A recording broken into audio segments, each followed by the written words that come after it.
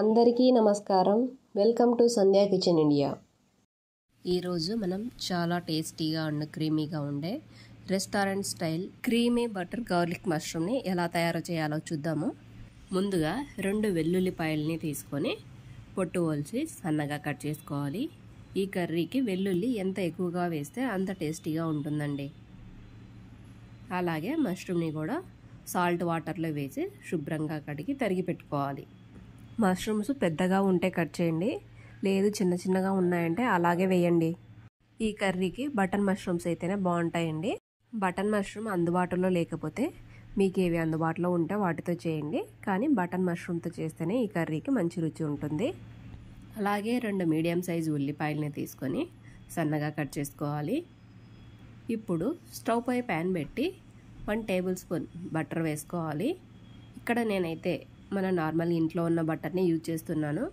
మీకు salted butter అవైలబుల్గా ఉంటే సాల్టెడ్ బటర్నైనా వాడుకోవచ్చండి. బటర్ మెల్ట్ అయ్యాక మనం తరిగి పెట్టుకున్న వెల్లుల్లి ముక్కల్ని వేసి వేపుకోవాలి. వెల్లుల్లి కాస్త వేగాక ఉల్లిపాయ ముక్కల్ని కూడా వేసి వేయించుకోవాలి. ఉల్లిపాయ కూడా కాస్త గోల్డెన్ బ్రౌన్ వచ్చే వరకు వేపుకోవాలండి. అది వేగే టైంలోనే ఆ స్మెల్లే మనకు తెలిసిపోతుంది. ఈ ఉల్లిపాయలు వేయించే వాసన వంటింటినంతా పట్టేస్తుందండి, చాలా బాగుంటుంది. వెల్లుల్లి బాగా వేగాక తీసి పక్కన ఉంచుకోవాలి. చూడండి, ఇలా గోల్డెన్ బ్రౌన్ వచ్చాక మాత్రమే పక్కకు తీసి ఉంచుకోవాలి.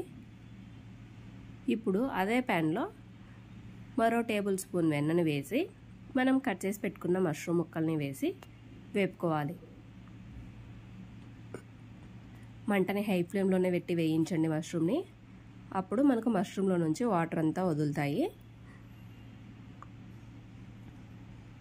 మష్రూము మెత్తబడుతూ నీళ్లు వదులుతాయండి. ఆ వాటర్ అంతా ఆవిరైపోయే వరకు బాగా ఉడకనివ్వాలి. ఈ వాటర్తోనే మనకు మష్రూమ్ ఉడికిపోతుంది. చూడండి, వాటర్ అంతా ఇంకిపోయి మనకు మష్రూమ్ కూడా వేగిపోయాయి కదా.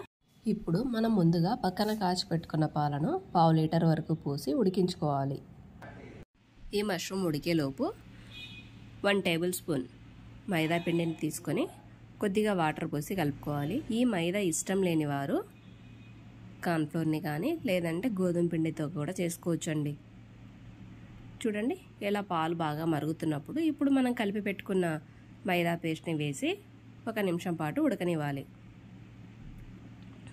అప్పుడు గ్రేవీ అనేది బాగా దగ్గర పడుతుంది. ఇప్పుడు మనం వేయించి పక్కకు తీసి పెట్టుకున్న వెల్లుల్లి ఉన్నాయి కదా, అవి కూడా వేసి కలుపుకోవాలి. ఇప్పుడు ఇందులోకే 1 టేబుల్ స్పూన్ మిరియాల పొడి వేసుకోవాలి. మనం ఇక్కడైతే కారం ఏం వాడమండి, మనం కారానికి తగినంతగా మిరియాల పొడినే వాడుకోవాలి. అలాగే 1 టీ స్పూన్ జీరా పౌడర్, 1 టీ స్పూన్ ధనియా పౌడర్ వేసి కలుపుకోవాలి. ఇలా కలిపాక 2 నిమిషాల పాటు ఉడకనివ్వాలి. చివరగా 1 టీ స్పూన్ గరం మసాలా వేసి కలుపుకోవాలి. గరం మసాలా అనేది ఆప్షనల్ అండి. ఈ కర్రీకి మిరియాల పొడే మంచి రుచిగా ఉంటుందండి. క్రీమ్ అనేది దగ్గర పడి క్రీమీ టెక్స్చర్ వస్తుంది.